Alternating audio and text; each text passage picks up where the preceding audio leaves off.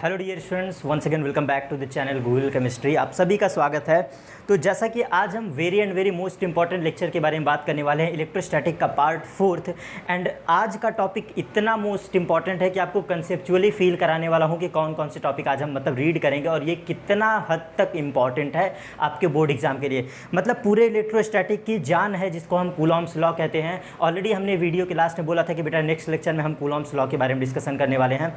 तो चलिए dear students continue करते हैं। जैसा कि देखो, एक बात समझना, अभी तक हम लोगों ने चार्ज पढ़ा था और उसके बाद ये जाना था कि चार्ज हमारा फोर्स लगाता है, इलेक्ट्रोस्टैटिक फोर्स लगाता है, positive pay, negative positive pay, attraction, repulsion, ये सब पढ़े थे। लेकिन एक बात बताओ, क्या हमने किसी वीडियो लेक्चर में ये कहा कि ये बताओ कितना फोर्स लगाता है, how many magnitude of force work between two charges? Means क्या हमने ये बात किया था कि दो चार्ज कितना फोर्स लगाते हैं? नहीं बात किया था ना। चलिए डियर स्टूडेंट्स कंटिन्यू करते हैं आज के टॉपिक को। जैसा कि आज का लॉ हमारा है कूलॉम्स लॉ। बट एक चीज़ याद रखना, बहुत डीप में आपको बताने वाला हूँ। अभी तक हमने सिर्फ ये सुना था कि ये फोर्स जो होता है, जो इलेक्ट्रोस्टैटिक फोर्स होता है, जो हमारा इलेक्ट्रोस्टैटिक फोर्स होता है, ये कैसा होता है भाई? या तो रिपल्सन या तो अट्रैक्शन। ज़रा ध्यान से समझना, अभी तक हम सिर्फ यही सुने थे ना, या तो अट्रैक्शन होगा या तो रिपल्सन होगा। आपको की पॉइंट बिल्कुल बताते जा रहा हूँ, एज इट इज समझते जाना। आखिर इलेक्ट्रोस्टैटिक फोर्स दो चार्जेस के बीच लगता कितना है?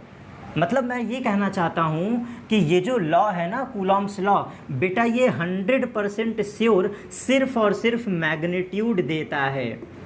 ये आपका क्या देता है? मैग्नीट्यूड ऑफ इलेक्ट्रोस्टैटिक फोर्स देता है। ये बात याद रखिएगा, this is very and very most important point. अगर आपसे कोई ये पूछे कि हम कूलॉम्स लॉ क्यों लगाएं भाई, तो याद रखना बेटा, कूलॉम्स लॉ हमारा मैग्नीट्यूड ऑफ फोर्स देता है। ठीक, डाउट क्लियर?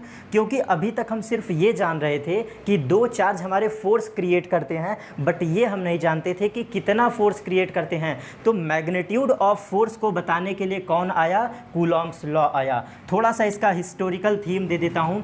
1785 में फ्रेंच फिजिसिस्ट, कौन से भाई? फ्रेंच फिजिसिस्ट, फ्रेंच फिजिसिस्ट जिनका नाम था कूलॉम्स, ये साइंटिस्ट ने इस लॉ को बताया। और इन बेसिक बातों को कंप्लीट करने के बाद अब स्टार्ट करता हूँ। इतना बेसिक थ्योरम सफिशिएंट है। तो अगर कोई आपसे पूछे कि कूलॉम्स लॉ हम क्यों लगाएं, क्यों, इसका क्या यूजेज है, तो आप ये बताओगे कि जो इलेक्ट्रोस्टैटिक फोर्स को डिफाइन करने वाला फंडा है, जो थ्योरम है, वो कूलॉम्स लॉ है, चाहे अट्रैक्शन हो चाहे रिपल्सन। ठीक है, तो हमारा कूलॉम्स लॉ क्यों यूज होगा? Why we use magnitude of force defined by this law. ठीक, अब हम इसकी कुछ लिमिटेशन की बात बेटा कर लेते हैं शुरुआत में ही, क्योंकि बहुत छोटे छोटे पॉइंट है लिमिटेशन। ये कूलॉम्स लॉ, इसकी सबसे बड़ी लिमिटेशंस है। पहले चीज़ जान लो, मैं दो लिमिटेशन बताने वाला हूँ, ये अंडरलाइन कर दे रहा हूँ। ये कूलॉम्स लॉ कब लगाएं? मतलब भाई कौन सा ऐसा केस हो जब ये एप्लीकेबल हो। तो ये एप्लीकेबल फॉर, ये कूलॉम्स लॉ एप्लीकेबल फॉर, ये बहुत बड़ी मस्ट कंडीशन है। ये कूलॉम्स लॉ किसके लिए एप्लीकेबल है? ये पहला केस आपको पढ़ा रहा हूँ। तो देखो, ये तो बेसिक फंडा था, मैग्नीट्यूड ऑफ फोर्स डिफाइन करता है, ये सब बेसिक फंडा था। अब जरा समझो कि कूलॉम्स लॉ हम किस किस केस में लगा सकते हैं, तो जरा ध्यान से समझना। पहला पॉइंट कहता है, A point, this is applicable only for point charge. This is applicable only for point charge. Point charge का मतलब होता है स्मॉल चार्ज। ये सिर्फ तभी लगता है जब हमारा चार्ज छोटा हो। बहुत बड़े चार्ज पे ये एप्लीकेबल नहीं होगा, ब्रॉड चार्ज के ऊपर नहीं लगा सकते। एग्जाम्पल के लिए आपको उदाहरण दे देता हूँ। अगर आप ये समझो कि ये डस्टर है, क्या इस डस्टर पे कूलॉम्स लॉ लगा सकते हैं? नहीं बेटा, ये पॉइंट चार्ज नहीं है। क्या हम ये मार्कर लिए हैं, क्या इन मार्कर पे कूलॉम्स लॉ लगा सकते हैं? नहीं लगा सकते हैं। फॉर एग्जाम्पल ये मेरे हाथ में की रिंग है, क्या इस पे हम कूलॉम्स लॉ लगा सकते हैं? नहीं लगा सकते सकते हैं। क्यों नहीं लगा सकते? क्योंकि this law is only applicable for point charge. Point charge का मतलब होता है अगर कोई छोटा चार्ज है तभी अप्लाई करना। और इसका बी सबसे बड़ा मस्ट कंडीशन है, this is always stationary charge. Stationary charge के लिए एप्लीकेबल होता है। स्टेशनरी चार्ज का मतलब होता है रुका हुआ चार्ज।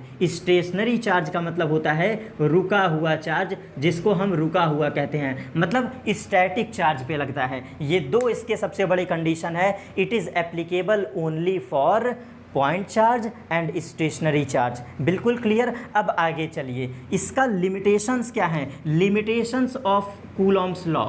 लिमिटेशंस, इसकी लिमिटेशंस में सबसे बड़ी लिमिटेशंस है, इसको हम अलग वीडियो में डिस्कस करेंगे, बट सबसे बड़ी लिमिटेशन है बेटा ये सिर्फ और सिर्फ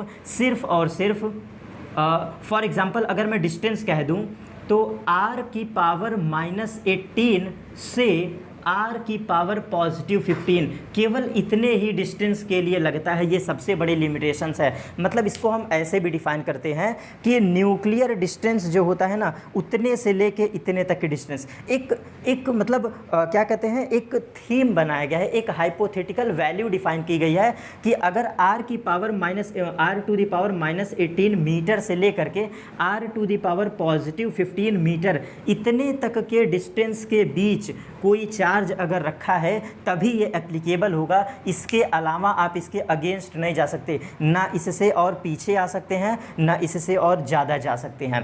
तो ये सबसे बड़ी लिमिटेशंस है। ये सबसे बड़ी लिमिटेशन जो कि आपके एग्जाम में पूछे जाते हैं, इसलिए मैंने पॉइंट ऑफ व्यू क्लियर कर दिया। अब बेटा अपने लॉ पे आते हैं, क्योंकि आप क्वेश्चन करोगे sir what is Coulomb's law, इसका स्टेटमेंट तो बताइए। चलिए मेरे प्यारे बच्चों अब स्टेटमेंट स्टार्ट करते हैं, क्योंकि आप लॉ पढ़ रहे हो तो लॉ के बारे में सर डिफाइन करेंगे तब तो हम समझेंगे। बेटा ये लॉ मैंने क्यों बताया, ज़रा समझिएगा। देखो हम पढ़ते तो हैं, हम टॉपिक डील तो करते हैं, लेकिन सबसे बड़ी समस्या है ना कि हम ये नहीं समझते हैं कि लॉ को अप्लाई कब करें, कैसे सवालों को पढ़ें और कैसे जानें कि सिर्फ यहीं पे कूलॉम्स लॉ लगेगा। तो इसी के लिए बेटा ये मैंने 3 पॉइंट जो बताया ना, ये मेरे बेसिक्स थे। सर ऐसा क्यों? क्योंकि मेरे प्यारे बच्चों जब आप बुक की लैंग्वेज पढ़ते हो ना तो वहाँ पे इतना ब्रॉड लैंग्वेज लिख देता है कि पढ़ते समय आपको कन्फ्यूज़न होता है। उसीलिए मैं उन कहानियों को छोटे छोटे स्टोरी में तोड़ देता हूँ ताकि आपको चीज़ें समझ में आए। अब चलिए इनका स्टेटमेंट पढ़ते हैं। तो जब इनका स्टेटमेंट पढ़ेंगे ना तो बहुत बड़ा स्टेटमेंट है, बहुत बड़ा स्टेटमेंट है। वो स्टेटमेंट मैं आपको फील करवाता हूँ। ज़रा एक बात बताना, हमसे ये लॉ कहता है कि मैग्नीट्यूड ऑफ फोर्स डिफाइन करना है। चलिए आ जाइए, अगर हम मान लेते हैं कोई एक चार्ज है, this is point charge Q1, क्योंकि भाई ये क्या कहता है लॉ, पॉइंट चार्ज के लगता है। हर एक पॉइंट आप नोट करते जाइए, आपकी नोट्स भी बेस्ट तैयार होगी। मैंने मान लिया कोई एक चार्ज Q1 है और कोई एक दूसरा चार्ज Q2 है। ये मैंने 2 चार्ज सपोज कर लिया, और these 2 charge are always point charge and these 2 charges are always stationary charge. मतलब मेरे कहने का मतलब है Q1 and Q2 both are stationary plus point charge. जैसा कि लॉ कहता है तो वही मैंने लिख दिया। Q1 Q2 हमारे पॉइंट चार्ज हैं और स्टेशनरी चार्ज हैं। अब हम सपोज कर लेते हैं कि 2 चार्जेस के बीच का डिस्टेंस क्या है, r है। ठीक है, अगर हम मान लेते हैं कि 2 चार्ज के बीच का डिस्टेंस r है तो हमारा थ्योरम बन के तैयार हो गया। अब यहाँ पे साइड में मेरी बातों को फील करना मेरे प्यारे बच्चों। ये कूलॉम्स लॉ मिनिमम से मिनिमम 2 पॉइंट चार्ज के बीच लगाया सकता है। मतलब इसकी मिनिमम रिक्वायरमेंट कितने चार्ज की है, 2 चार्जेस की। मतलब ये कूलॉम्स लॉ मिनिमम से मिनिमम 2 पॉइंट चार्ज के बीच एप्लीकेबल है। तो दिस लॉ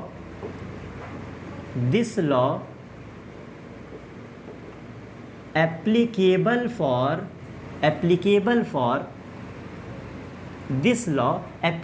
for minimum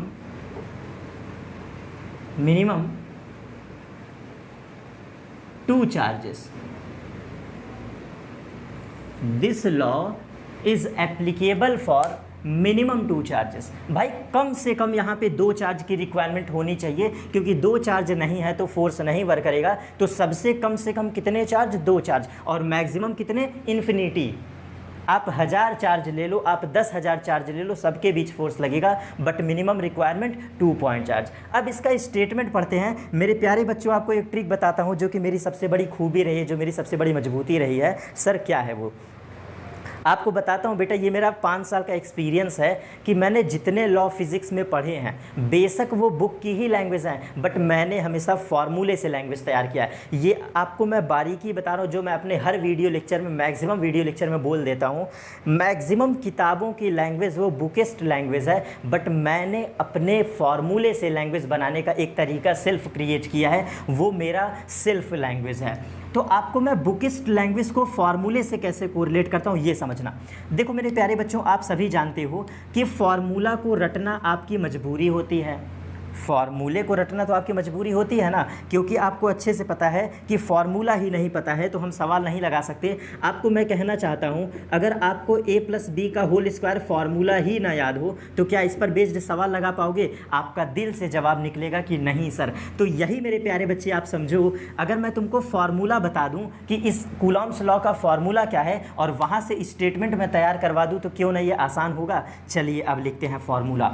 ये जो कूलॉम्स लॉ का फार्मूला होता है, this formula F is equal to 1/4 pi epsilon naught both charges Q1 into Q2 and distance between them with square. ये formula होता है F बराबर 1/4 pi epsilon naught Q1 Q2 by R square. ये पहली बार तो सुन के लग रहा होगा कि सर इतना बड़ा फार्मूला कैसे आप समझा पाएंगे। देख के तो लगता होगा सर इतना ब्रॉड फार्मूला कैसे एक्सप्लेन करेंगे। चलिए आपको समझाता हूँ क्यों परेशान है। आप हमसे पढ़ रहे हैं मेरे प्यारे डियर, आप हमसे पढ़ रहे हैं।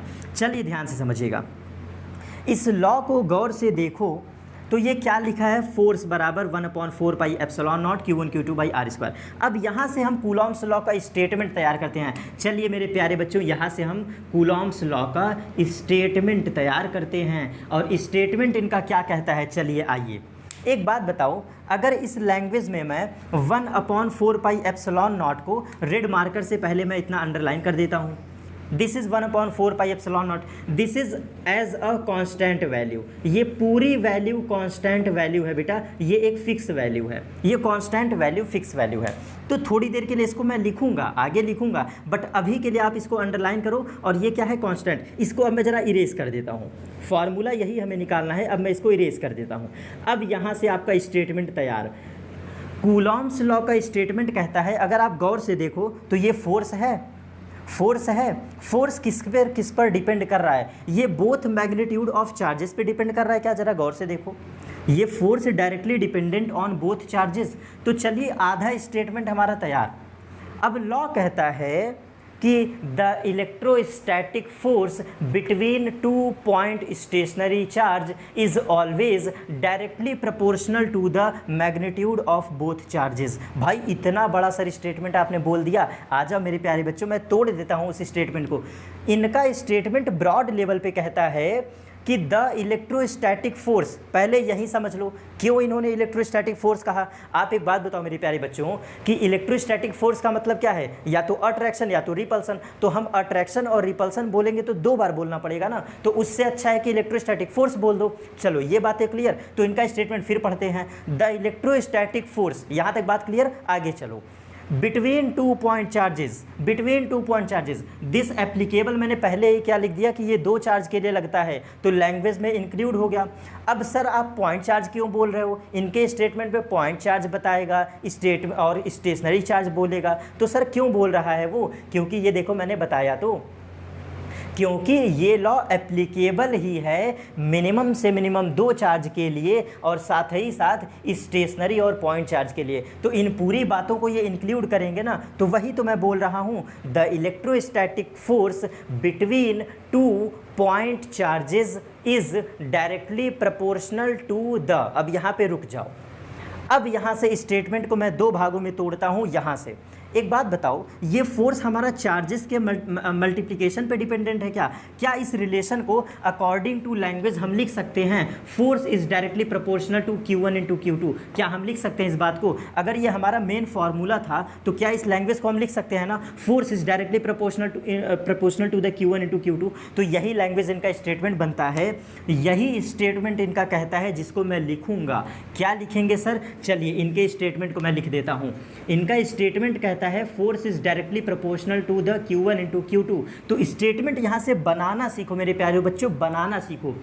अट्रैक्शन या रिपल्सन फोर्स, अट्रैक्शन और रिपल्सन फोर्स, अट्रैक्शन और repulsion force is directly proportional, is directly proportional to the, directly proportional to the, चलिए टू द, यहाँ पे रुक जाओ। अब ये किसके प्रोपोर्शनल है? Magnitude of both charges. तो directly proportional to the, directly proportional to the product of, product क्यों सर? प्रोडक्ट का मतलब मल्टीप्लिकेशन होता है, तो चाहे आप जो लग दो, अट्रैक्शन और repulsion force is directly proportional to the product of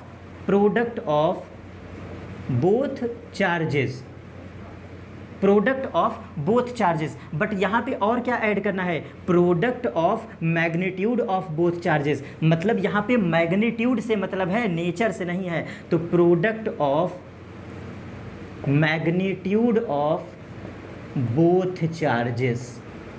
ये मेरे प्यारे बच्चों आधा इनका स्टेटमेंट कंप्लीट। मतलब इन कूलॉम्स लॉ का रूल कहता है अकॉर्डिंग टू फार्मूला लैंग्वेज बनाना सीखो। हम यहाँ पर देख रहे हैं रिलेशन लिखा है force is directly proportional to the Q1 into Q2, तो वही मैंने कर दिया। Electrostatic force is directly proportional to the product of, product क्यों? Multiplication, magnitude of both charges. इस लैंग्वेज को मैं कोरिलेट करूंगा। बेटा कूलॉम्स लॉ इतना डीप में पढ़ रहे हैं तो हर एक बातें आपको क्लियर करूंगा। मैग्नीट्यूड ऑफ बोथ चार्जेस का मतलब ये है कि जब जब तुम कूलॉम्स लॉ को लगाना, जब जब तुम कूलॉम्स लॉ को अप्लाई करना, तो कभी भी इनके नेचर पे मत ध्यान देना कि ये पॉजिटिव चार्ज है कि ये निगेटिव चार्ज है। नेचर को तो सोचना ही मत, यहाँ पे सिर्फ आपको मैग्नीट्यूड सोचना है मेरे प्यारे बच्चों, सिर्फ और सिर्फ मैग्नीट्यूड सोचना है। Once again I repeat, Coulomb's law जब जब सवाल में अप्लाई करना तो ये बात अपने खोपड़ी में बैठा लेना बहुत अच्छे से कि हमको नेचर से तो मतलब ही नहीं है कि चार्ज हमारा पॉजिटिव नेचर सवाल में दिया है कि निगेटिव चार्ज दिया है, क्योंकि कूलॉम्स लॉ का स्टेटमेंट ही डायरेक्टली कहता है कि this law is applicable only for product of the magnitude of both charges, product of the magnitude of both charges. इसका मतलब हमें मैग्नीट्यूड से मतलब है, हमें न्यूमेरिकल वैल्यू से मतलब है, हमें बिल्कुल फर्क नहीं पड़ता कि यहाँ पे पॉजिटिव चार्ज लिया गया है कि निगेटिव चार्ज। मेरे प्यारे बच्चों पहला स्टेटमेंट क्लियर? तो ये था इनका पहला स्टेटमेंट। अब दूसरे स्टेटमेंट पे आओ। अच्छा, इस फॉर्मूले को फिर से गौर से देखो, तो क्या हम इस फॉर्मूले को देखकर कह सकते हैं कि ये डिस्टेंस के स्क्वायर के इन्वर्सली प्रोपोर्शनल है क्या? अच्छा, इस रिलेशन को हम लिखना चाहें तो आपको समझाने के लिए लिख सकते हैं कि नहीं, force is directly proportional to 1/r²। क्या ये दिख रहा है कि नहीं इस रिलेशन से? चलिए यहाँ से इनका दूसरा स्टेटमेंट बनाते हैं। भाई लैंग्वेज से स्टेटमेंट बनाना सीखो, फार्मूले से स्टेटमेंट बनाना सीखो। चलो देखो यहाँ से लैंग्वेज बनाते हैं। अब इनका दूसरा स्टेटमेंट कहता है कि यही अट्रैक्शन फोर्स, यही electrostatic force is inversely proportional. Sir क्यों इन्वर्सली अब इन्होंने बोल दिया? सर क्यों इन्होंने इन्वर्सली बोल दिया? मेरे प्यारे बच्चों ध्यान से देखो, फोर्स में और डिस्टेंस में इन्वर्सली प्रोपोर्शनल है कि नहीं? इतना तो आप कमज़ोर कभी मैथ में नहीं हो सकते भाई, इतना तो कमज़ोर आप कभी नहीं हो सकते। फोर्स में और डिस्टेंस में क्या इन्वर्सली रिलेशन दिख रहा है? हाँ सर यही तो दिख रहा है। इसका मतलब है कि इनका दूसरा स्टेटमेंट कहता है, इनका दूसरा स्टेटमेंट कहता है कि force is inversely proportional to the, अब मैं लैंग्वेज को कम कर रहा हूं, फोर्स इज, और कैसा force? Electrostatic force. Force is inversely proportional, force is inversely proportional, force is inversely proportional to the, चलो अब यहां पे रुक जाओ। Force is inversely proportional to the, sir किसके इनवर्सली प्रोपोर्शनल है? एक बात बताओ मेरे प्यारे बच्चों, डिस्टेंस बिटवीन बोथ चार्जेस क्या है भाई? r है ना। तो आप क्या नहीं इसको कह सकते कि force is inversely proportional to the square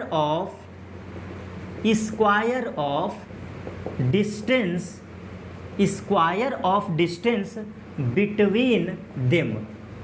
sir ये क्या मतलब हो गया, सर ये क्या आपने लिख दिया। एक बात बताओ मेरे प्यारे बच्चों, आप यही तो लिख रहे हो F/r², यही तो लिख रहे हो, तो यही तो मैं भी लिखा हूँ भाई। Force is inversely proportional to the square of. Sir क्यों स्क्वायर, भाई डिस्टेंस तुमने r माना है, लेकिन फॉर्मूले में क्या रखते हैं r², तो बोलना पड़ेगा ना, कूलॉम्स लॉ का स्टेटमेंट तो बताना पड़ेगा ना कि square of distance between them, तो यही तो मैंने लिखा है। और बिटवीन देम क्यों, क्योंकि एक बार आप कह चुके हो distance between them is r। तो अब ये पूरा स्टेटमेंट जब आप पढ़ोगे मेरे प्यारे बच्चों, तो यही कूलॉम्स लॉ का स्टेटमेंट है।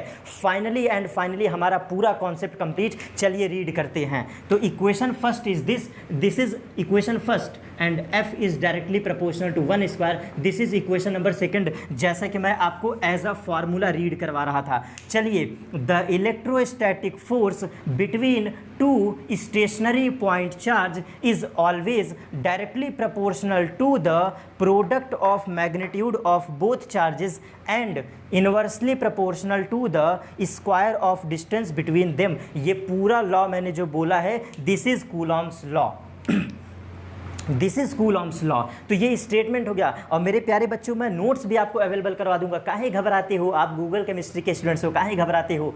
तो ये था स्टेटमेंट। अब एक बात बताओ, तुम सभी होनहार बच्चे हो, बेसिक मैथमेटिक्स के होनहार बच्चे हो।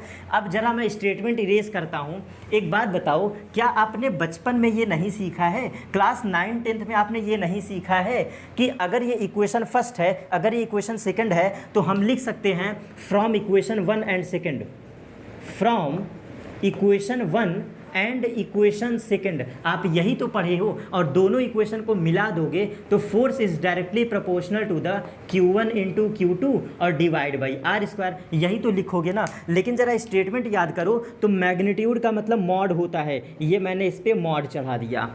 आप हायर लेवल की स्टडी कर रहे हो, हायर लेवल की, तो आप ये मॉड लगाना मत भूलना, क्योंकि किसी भी फंक्शन पर लगा हुआ मॉड उसके मैग्नीट्यूड को बताता है। और कूलॉम्स लॉ में स्पष्ट रूप से कहा गया है product of the magnitude of both charges, तो ये लगा दिया हमने इस पर मॉड। अब एक बात बताओ, अगर ये प्रोपोर्शनल कांस्टेंट है, अगर ये रिलेशन प्रोपोर्शनल है, तो इसको हटाने के लिए आप रिलेशन लिखोगे कि नहीं, F बराबर any constant K and magnitude of Q1 magnitude of Q2 divide by r², यही तो लिखोगे ना फॉर्मूला। और अब ये जरा याद करो, आप फिजिक्स के किस टीचर से पढ़ रहे हो, भाई आशीष सर से पढ़ रहे हो। किससे पढ़ रहे हो, मुझसे पढ़ रहे हो। यही फॉर्मूला तो मैंने अभी सबसे स्टार्ट में लिखा था, यही फॉर्मूला तो मैंने सबसे स्टार्ट में लिखा था, 1/4πε0 Q1 Q2 divide by r², this is equal to force. यही फॉर्मूला याद करो, ना भरोसा हो अभी तुरंत वीडियो के प्लेलिस्ट में आप पीछे जाओ, पीछे जाओ, सबसे पहले मैंने यही फॉर्मूला लिखा था, मैच करा लो। तो आप जरा समझो पूरी कहानी को मैंने कैसे समझाया, पूरे लैंग्वेज को मैंने कैसे एक्सप्लेन किया, क्योंकि मैंने फॉर्मूले से स्टेटमेंट बनाया है। दिस इज़ पूरा fundamental clear, this is crystal clear Coulomb's law, एकदम 100% श्योर। चलिए भाई समझना, अब जरा इसकी कहानी समझो, आपको लिखना कैसे है, नोट से लिखना कैसे है। तो सबसे पहले कूलॉम्स लॉ लिखो, इनका एप्लीकेबल बताओ कि ये एप्लीकेबल किसके लिए है। This law is applicable for between two charges या मिनिमम टू चार्जेस। दूसरा चीज़ स्टेशनरी चार्ज, तीसरी चीज़ पॉइंट चार्ज होना चाहिए। फिर ये छोटा सा फिगर बनाओ प्यारा सा, और फिर इसके बाद ये रिलेशन लिखो, force is directly proportional to the Q1 into Q2, force is directly proportional to the 1/r²। और इनका फिर स्टेटमेंट लिखो। स्टेटमेंट जैसा कि क्या था, इस स्टेटमेंट को अगर गौर से याद रखोगे तो ये स्टेटमेंट इसी बात को दिखा रहा है कि this force, this electrostatic force is directly proportional to the magnitude of both charges. Clear. And equation second इस बात को दिखा रहा है कि दिस अट्रैक्शन और repulsion force is inversely proportional to the square of distance between them, ये बात बोल रहा है। और जैसा कि आप मैथमेटिक्स के बच्चे हो, फ्रॉम इक्वेशन 1 एंड सेकंड दोनों को हमने मिला दिया, दोनों को मिला दिया तो प्रोपोर्शनल हटाने के लिए K आएगा, और this K is proportional constant, this K is. अब हम इनका नामकरण संस्कार स्टार्ट करते हैं, नामकरण संस्कार करना। This K is as a proportional constant, as a proportional constant मेरे प्यारे बच्चों, ये प्रोपोर्शनल कांस्टेंट है और इलेक्ट्रोस्टैट में इसी प्रोपोर्शनल कांस्टेंट को स्मॉल के को 1/4 पाई एप्सिलॉन नॉट नाम दिया गया है। ये जो के की वैल्यू इतना बड़ा फॉर्मूला सर कहाँ से आप बना दिए, तो इलेक्ट्रोस्टैटिक फोर्स चैप्टर में इंडिविजुअली स्मॉल के को इलेक्ट्रोस्टैटिक प्रोपोर्शनल कांस्टेंट को 1/4 पाई एप्सिलॉन नॉट कहते हैं। और यही प्रोपोर्शनल कांस्टेंट स्मॉल के, इसका दूसरा नामकरण संस्कार है, इसका दूसरा नामकरण संस्कार है इलेक्ट्रोस्टैटिक प्रोपोर्शनल कांस्टेंट, ये इनका दूसरा नामकरण संस्कार है। इस स्मॉल के का एक नाम है इलेक्ट्रोस्टैटिक प्रोपोर्शनल कांस्टेंट और इसी के का एक नाम और है एज अ प्रोपोर्शनल कांस्टेंट। और ये प्रोपोर्शनल कांस्टेंट का पूरा फंडामेंटल बात क्या है, K is equal to 1/4 pi epsilon nought. और जैसे ये लॉ लिखते हैं मेरे प्यारे बच्चों, अब मैं एकदम स्पष्ट तरीके से कह सकता हूँ कि हमारा ये स्टेटमेंट कंप्लीट हुआ, समाप्त हुआ। कूलॉम्स लॉ हमारा कंप्लीटली यहाँ पे समाप्त हुआ। लेकिन अब मैं कुछ थियोरेटिकल क्वेश्चन आपको एक्सप्लेन करता हूँ जो कि यहाँ से क्वेश्चन आपसे पूछे जाते हैं। तो अभी ये थियोरी ख़त्म नहीं हुआ है, कूलॉम्स लॉ का स्टेटमेंट तो ख़त्म हो गया, बट अभी इसमें बहुत सारी बातें बाकी हैं। तो अब यहाँ तक जिसने नोट डाउन कर लिया है, तो 2 सेकंड के लिए आप पहले प्यारी सी सांस भरिए। सर क्यों ऐसा कह रहे हैं, बता रहा हूँ। देखो मैं तो टीचर हूँ, मुझे चीज़ें रटी हुई हैं, मुझे तैयार है, बट आप एज अ स्टूडेंट इतना थियरी पढ़ने के बाद एक बार थकाई लगती है, एक बार एनर्जी लेवल डिमोटिवेट हो जाता है। तो उसी लिए मैं कह रहा हूँ एक बार आराम से शरीर को तोड़ो, एकदम मज़े से एक बार सांस लो और अब ज़रा फिर से कंसंट्रेट हो जाओ ऑन द स्क्रीन। एक बात बताना, कूलॉम्स लॉ का कंप्लीट स्टेटमेंट जब हमने पढ़ लिया तो यहाँ से इलेक्ट्रोस्टैटिक फोर्स की वैल्यू आती है 1/4 पाई एप्सिलॉन नॉट और Q1 मल्टीप्लाइड बाई Q2 और डिवाइड बाई R²। यही लिखे थे ना। अब जरा बेटा यहाँ से कुछ स्पेसिफिक क्वेश्चन आपसे बनते हैं, उन स्पेसिफिक क्वेश्चन को नोट करना ना बहुत ज़रूरी है। मतलब आपको बता भी नहीं सकता ये कितना इंपॉर्टेंट है, इसलिए मैं इसको अब अलग से डिस्कस करने वाला हूँ। चलिए आ जाइए। इतने लोगों का हमने नामकरण संस्कार किया, उसमें कहीं बीच में और की कमियां तो नहीं रह गई, उसको क्लियर करता हूं। तो सबसे पहला नामकरण संस्कार के से स्टार्ट करते हैं। के इज़ डायरेक्टली प्रोपोर्शनल कांस्टेंट। चलिए डायरेक्टली, या फिर इसको हम कहते हैं, सॉरी, के को हम कहते हैं प्रोपोर्शनल कांस्टेंट, प्रोपोर्शनल कांस्टेंट पहला नामकरण। और इसी के का नाम है इलेक्ट्रोस्टैटिक। ये बातें तो आप अपने कॉपी में नोट डाउन कर लेना भाई। इलेक्ट्रोस्टैटिक प्रोपोर्शनल कांस्टेंट, ये इनका नाम है बेटा, ठीक है, ये इनका नामकरण संस्कार है। अब जरा आगे चलते हैं। जब यहाँ पे गौर से इस रिलेशन को देखोगे तो यहाँ एक टर्म एप्सिलॉन नॉट है, ये सिंबल लिख देता हूँ बेटा, इसको पढ़ते हैं एप्सिलॉन नॉट, इसको पढ़ते हैं एप्सिलॉन नॉट। भाई इसका नाम ही है तो मैं लिख दे रहा हूँ, इनको पढ़ते हैं एप्सिलॉन। कुछ बुक वाले इसको 0 कहते हैं और कुछ बुक वाले नॉट कहते हैं, तो इसको पढ़ते हैं, इसका प्रोनाउंसिएशन है एप्सिलॉन नॉट, ये इसका प्रोनाउंसिएशन है। बट फिजिक्स में ये प्रोनाउंसिएशन है। इनका नामकरण संस्कार क्या है, इनका नामकरण संस्कार है परमिटिविटी ऑफ फ्री स्पेस। इस एप्सिलॉन नॉट का नाम है permittivity of free space, permittivity of free space. ये बेटा इनका नामकरण संस्कार है, इतना बड़ा इनका नाम है, ठीक है। अब ये सब कांस्टेंट हैं। जब ये के कांस्टेंट है तो आपको याद करना है, आपसे एग्जाम में पूछेगा कि what is the value of electrostatic proportional constant, तो आप जवाब दोगे 9 × 10⁹। ये है इसका वैल्यू। जो के होता है वो ऑलवेज कांस्टेंट होता है, तो के की वैल्यू है 9 × 10⁹। और जो प्रोपोर्शनल कांस्टेंट को लिखते हैं ना, इसको हमेशा स्मॉल के से लिखते हैं, इसको हमेशा किससे लिखते हैं भाई, स्मॉल के से लिखते हैं, ठीक है, बातें क्लियर। अब ये एप्सिलॉन नॉट जो हैं, इनका नामकरण संस्कार है परमिटिविटी ऑफ फ्री स्पेस, तो इनकी भी वैल्यू होती है बेटा, ये भी कांस्टेंट है, ये भी इस फॉर्मूले में एज अ कांस्टेंट आता है और इसकी भी वैल्यू है 8.85 इंटू 10⁻⁻12। ये वैल्यू आप याद रखना, आपसे पूछेगा कि what is the value of this and this. ठीक है, बातें क्लियर। अब बोर्ड के पर्पज से दूसरा क्वेश्चन तैयार करवाता हूँ आपसे। लास्ट क्वेश्चन करता है कि what is the unit of K, what is the unit of proportional constant. तो चलिए इसका यूनिट भी पढ़ लेते हैं। क्या दिक्कत है भाई, कोई दिक्कत नहीं है। चलिए आइए ट्रिकी वे में इसका यूनिट भी पढ़ लेते हैं। एक बात बताना, अभी हमने पढ़ा था F बराबर स्मॉल के Q1 Q2 divide by R square, हमने यही पढ़ा था ना। अब मेरे प्यारे बच्चों ज़रा ये बात बताओ, अगर हम मैथमेटिक्स के बच्चे हैं जिसको बचपन में 2 दूना 4 आता था, जिसको 2 दूना 4 2 तिहाई 6 आता था, तो वो इसको ना निकाल पाए, बेकार है उसकी लाइफ। जो गुणा करना ना सीखा हो, इंटर का बच्चा मल्टीप्लिकेशन ना सीखा हो, तो फिर बेकार है उसका पढ़ना। चलो भाई सर इतना ट्रिकी आप कैसे पढ़ा लेते हैं? बेटा अनुभव, अनुभव बहुत बड़ी चीज़ होती है। चलिए आइए, अगर तुमसे सवाल में पूछ रहा है कि यूनिट ऑफ के, आपसे पूछ रहा है यूनिट ऑफ के का यूनिट बताओ, रटना कभी मत। अगर हमसे पढ़ रहे हो तो रटना कभी मत, आ जाओ। क्या इसको, अगर मैथमेटिक्स के सभी होनहार बच्चे हैं तो क्या इस के को मैथमेटिक्स के परिभाषा में हम लिख सकते हैं FR² divide by Q1 Q2? क्या मुझे बताओ, अगर मैंने गलत लिखा है तो बोलो। अगर आप मैथमेटिक्स के बच्चे हो तो के बराबर लिख सकते हो, क्रॉस मल्टीप्लिकेशन करो, डिवाइड कर दो, यही तो लिखोगे भाई, यही तो मैंने किया है। F बराबर के Q1 Q2 by R square, अगर क्रॉस मल्टीप्लिकेशन करोगे तो के बराबर FR² divide by Q1 Q2। आ चुका है आपका आंसर, आंसर आपका आ चुका है। आपसे पूछा था यूनिट ऑफ के, आपसे पूछा था यूनिट ऑफ के, आंसर रख दो ना भाई।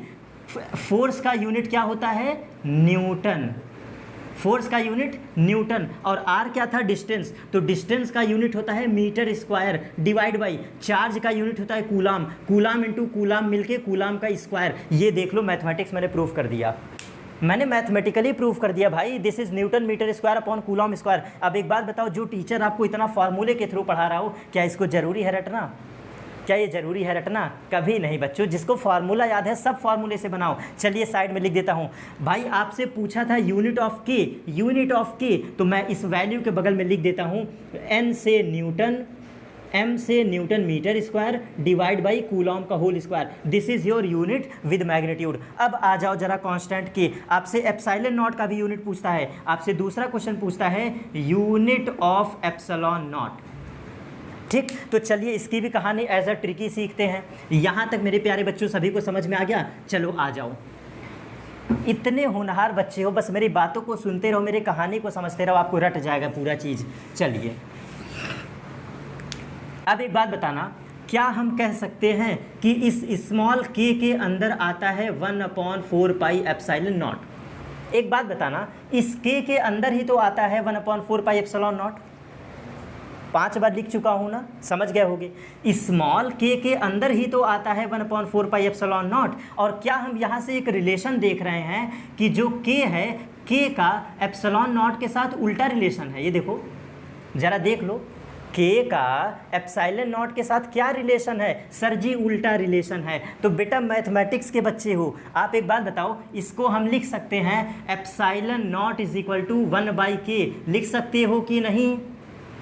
इसको आप मैथमेटिक्स के बच्चे हो, epsilon nought is equal to 1/k लिख सकते हो। आंसर आ चुका है सर, आंसर आ चुका है। फिर से आ जाओ देख लो, जब तुमको यूनिट ऑफ के पता है बस उल्टा कर दो। ये देख लो, आ जाओ। अच्छा मैं रख देता हूँ। अच्छा आओ देख लो, एक बात बताओ, 1/k रखोगे तो ये वैल्यू उलट जाएगा कि नहीं, उल्टा हो जाएगा कि नहीं? सर हमको समझ में नहीं आता है। चलो भैया मैं लिख देता हूँ, 1/k अगर हम रख दें तो यूनिट आ जाएगा। चलो 1 को रखो 1, और यूनिट क्या है? Newton into metre square divide by coulomb square, यही तो रखोगे। अब मैथमेटिक्स का दिमाग कहता है कि 1 समथिंग क्वांटिटी है तो ये उल्टा हो जाता है, ये उलट जाता है, ये क्या करता है? ये इन्वर्स हो जाता है। तो इसका आंसर आ चुका है। इसका मतलब इस एप्सिलॉन नॉट की यूनिट होती है कूलाम का square divide by newton into metre square. This is your unit of epsilon nought. क्या मेरी बात क्लियर? क्या मेरी बात क्लियर? अब एक बात बताओ मेरे प्यारे बच्चों, अब फील हुआ मेरा कॉन्सेप्ट? अब फील हो गया मेरा कॉन्सेप्ट, कहाँ से जर्नी शुरू किए थे और कहाँ पर जर्नी समाप्त कर रहे हैं, सारी बातें क्लियर। तो आपसे यूनिट ऑफ एप्सिलॉन नॉट पूछे तो coulomb square upon newton metre square, कहोगे सर इसका कुछ ट्रिक बता दीजिए, पूछोगे ना, कहोगे सर इतना नहीं, कुछ ट्रिक सिखा देते तो अच्छी बात हो जाती। आ जाओ मेरे प्यारे बच्चों, ट्रिक भी सिखा देता हूँ। आप के का यूनिट याद रखना, कैसे, के का यूनिट याद रखना, के बराबर हम पढ़ चुके हैं F R square divide by Q one into Q two, हम पढ़ा दिए हैं ना, के बराबर भी पढ़ा दिए हैं, के बराबर F R square divide by Q one Q two. यहीं से याद रखो, फोर्स का यूनिट न्यूटन, आर का यूनिट मीटर स्क्वायर, चार्ज का यूनिट कूलम स्क्वायर। तो जिसको के का यूनिट याद है इसको सीधा उलट दो, उल्टा करोगे तो coulomb square divide by newton into metre square. आपका 3 नंबर का सवाल मैंने डन करवा दिया है, आपके बोर्ड एग्जाम के पर्पज से मिनिमम मैंने 3 नंबर तैयार करवा दिया है। सर कैसे, आप अपना प्रीवियस ईयर क्वेश्चन उठा के देख लो, प्रीवियस ईयर अनसॉल्व पेपर उठा के देख लो। अगर मैंने मिनिमम कह रहा हूँ, मिनिमम मैंने 3 नंबर नहीं डन करवा दिया तो आप जाके देख लो भाई। पूरा कॉन्सेप्ट मेरा यहाँ पे समाप्त होता है प्रेजेंट में। Now in this present lecture this topic will एकदम कंप्लीटली एंड, मतलब दिस टॉपिक विल एंड। अब जरा समझना, कूलॉम्स लॉ का स्टेटमेंट मैं यहाँ पे ज़रूर समाप्त कर रहा हूँ और ये स्टेटमेंट मैं आपको इतने पे ज़रूर रोक रहा हूँ। बट एक चीज़ याद रखना, एक चीज़ और बेटा याद रखना, ये था हमारा completely Coulomb's law, completely Coulomb's law. तो यहाँ तक के लिए तो सफिशिएंट है, बट नेक्स्ट वीडियो लेक्चर भी इसी से कोरिलेट होगा, क्योंकि आपको एक टॉपिक बता देता हूँ एंड क्लियर करता हूँ। आप जब कूलॉम्स लॉ पढ़ते हो तो एक टर्म आता है डाई इलेक्ट्रिक कांस्टेंट। जब आप कूलॉम्स लॉ पढ़ते हो तो एक अलग टॉपिक आता है dielectric constant, dielectric constant. मैं थोड़ा क्लियर कर देता हूँ तब वीडियो को एंड करूँगा। आपको एक टर्म आता है डाई इलेक्ट्रिक कांस्टेंट और यहीं से मैं क्लियर करता हूँ। बहुत सारी फिजिक्स के नामी किताबें इसको डाई इलेक्ट्रिक कांस्टेंट लिखती हैं या फिर इसको लिखती हैं रिलेटिव परमिटिविटी, इसको कहते हैं हम लोग रिलेटिव परमिटिविटी। चलिए अब जरा समझिएगा, बहुत सारी किताबों में बेटा लिखा जाता है डाई इलेक्ट्रिक कांस्टेंट और ये आपका रिलेटिव परमिटिविटी। मैं क्लियर करता हूँ, आप मुझसे पढ़ना, मैं इतना अच्छा आपको समझाऊंगा बेटा, आपको दिक्कत कभी नहीं होगा, बस मेरी बातों को याद रखना। फिजिक्स में एक शब्द कहा जाता है मीडियम, एक शब्द कहा जाता है मीडियम, ठीक है, एक शब्द कहा जाता है मीडियम। मीडियम का मतलब आप सभी जानते हैं, मीडियम। अब एक बात बताना, इस मीडियम में हमारे कंडक्टर भी आ सकते हैं और इस मीडियम में हमारा इंसुलेटर भी आ सकता है। कंडक्टर भी आ सकता है और इंसुलेटर भी आ सकता है, जैसा कि मैंने पढ़ाया है। और इसी में हमारा सेमी कंडक्टर भी आ सकता है, सेमी कंडक्टर भी आ सकता है। आपको बहुत बड़ी राज की बात बताता हूँ, ये जो डाई इलेक्ट्रिक कांस्टेंट है ना, ये जो रिलेटिव परमिटिविटी है ना, फिजिक्स में बेटा ये कुछ और नहीं है। डाई इलेक्ट्रिक कांस्टेंट का मतलब होता है इंसुलेटर मीडियम। स्पष्ट शब्दों में कह रहा हूँ, फिजिक्स में डाई इलेक्ट्रिक कांस्टेंट का मतलब होता है इंसुलेटर मीडियम, इंसुलेटर मीडियम।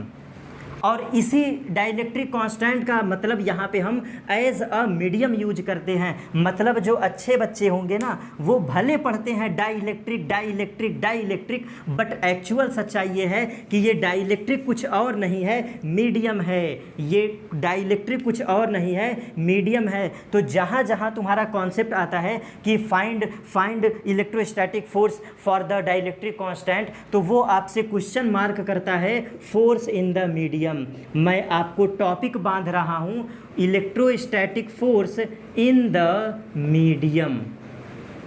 ये टॉपिक हम अलग से पढ़ेंगे नेक्स्ट वीडियो में, क्योंकि बहुत डीप में पढ़ाऊंगा बेटा, बहुत डीप में पढ़ाऊंगा जो तुम सोच नहीं सकती हो। फोर्स इन मीडियम हम पढ़ेंगे। मैं आपको अलग से पढ़ाऊंगा कि what is the electrostatic force in the medium. और यही टॉपिक बिल्कुल स्पष्ट रूप से एनसीईआरटीज़ में, एसएल अरोरा में, प्रदीप में, एचसी वर्मा जैसी महान किताबों में लिखा हुआ है। What is the electrostatic force between when dielectric is placed. भाई चलो डिफाइन करना, बहुत सारी किताबों में लिखा है define electrostatic force, define electrostatic force when dielectric is placed between both charges।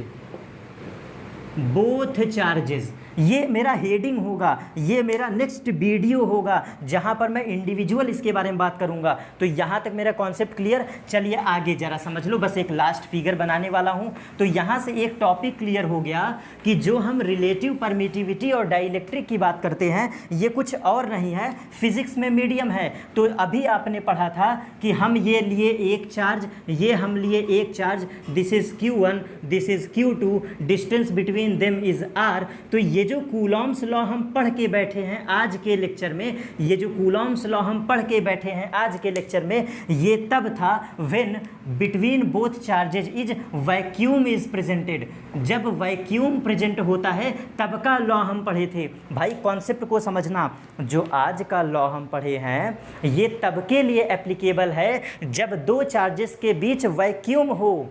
Vacuum, और कुछ बच्चों को वैक्यूम भी नहीं पता होता है। वैक्यूम का मतलब होता है एयरलेस। वैक्यूम का मतलब होता है एयरलेस। एयरलेस, जहाँ एयर ना हो, जहाँ एयर के पार्टिकल ना हो। तो ये जो कूलॉम्स लॉ आज के टॉपिक में रीड किया है, this is specific Coulomb's law statement.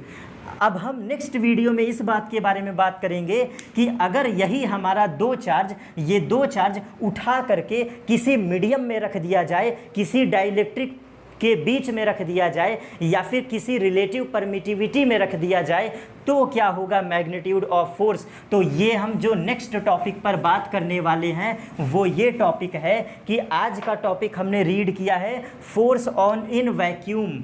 जो आज हमने रीड किया है force in vacuum, this is equal to 1/4πε0 Q1 Q2 divide by R²। ये हम आज पढ़े हैं। और हमारा नेक्स्ट टॉपिक क्या होगा, हमारा नेक्स्ट लेक्चर किस पर होगा, चलिए लिख देता हूँ। हमारा नेक्स्ट लेक्चर बिल्कुल एग्जैक्ट बेस्ड होगा जब हमारा एक चार्ज है Q1 और दूसरा चार्ज है Q2, और अगर इसके बीच में हमने डाइलेक्ट्रिक भर दिया, ये देखो दिस इज डाइलेक्ट्रिक। अगर हमने कैपिटल के, चलो यहाँ कैपिटल के लिख देते हैं, ये हमने लिख दिया कैपिटल के डाइलेक्ट्रिक। अगर हम बोथ चार्जेस के बीच में डाइलेक्ट्रिक भर दें, डाइलेक्ट्रिक रख दें, तब क्या होगा मैग्नीट्यूड ऑफ फोर्स, मतलब what is the value of, what is the magnitude of force in medium. मतलब नेक्स्ट टॉपिक पर हम बात करेंगे जब हमारा दो stationary charge between dielectric place कर दिया जाए तब क्या होगा फोर्स की वैल्यू। इट मीन्स मेरे प्यारे बच्चों, अब मैं टॉपिक को समाप्त करता हूं और नेक्स्ट टॉपिक पर हम ये डिस्कस करेंगे कि what is medium, what is dielectric constant, what is relative permittivity, what is the magnitude of force in medium. तो आज का टॉपिक आई होप बेटा बहुत ही हायर लेवल पे, बहुत ही ब्रॉड लेवल पे आपको समझ में आया होगा। आज का लॉ हमारा बेस्ड था कूलॉम्स लॉ पर। मिलते हैं मेरे प्यारे बच्चों नेक्स्ट टॉपिक पर इसी एनर्जी के साथ, इसी जोश के साथ। Thank you everyone and good night and take care all of you।